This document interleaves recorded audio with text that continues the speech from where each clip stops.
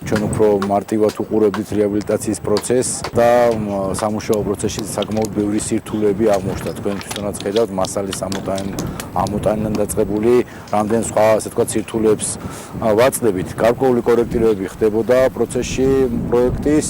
კულტურული მემკვიდრეობის სფეროში მუცოს რეაბილიტაცია ძეგლის რელიეფის მდებარეობის და არსებული გარემო ფაქტორების გათვალისწინებით ერთ-ერთი ყველაზე რთული და მასშტაბური პროექტია. ამჟამად ძეგლზე რეაბილიტაციის მესამე ეტაპი დასრულდა, რაც ითვალისწინებდა ციხე-ქალაქის შუა უბნის სრულ აღდგენას. სამუშაოები უკვე შეეხო კომპლექსში არსებულ 7 სახლს და რამდენიმე ციხე-კოშკს. რეაბილიტაციის შემდეგ ვიზიტორებისთვის ინფრასტრუქტურის მოწყობაც იგეგმება. სამუშაოების პარალელურად ძეგლის მონახულებაც შესაძლებელია და მუცოზე ასვლის მსურველ ტურისტებს პრობლემა არ ექნებათ.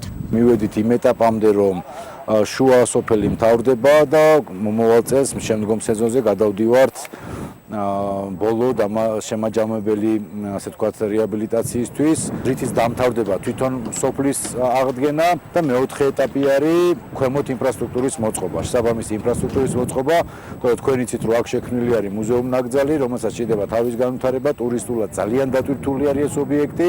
ზღვის დონიდან 1880 მეტრზე მიუვალ მთებზე შეფენილი ეს ციხე კომპლექსი წლების მანძილზე სავალალო მდგომარეობაში იყო. რეაბილიტაციის იდეაც სწორედ ამიტომ გაჩნდა. სპეციალისტებმა ნაშალი ქვების გამოყენებით შუა საუკუნეების ციხე-კოშკების და საცხოვრებელი სახლების რესტავრაცია 2014 წელს დაიწყეს.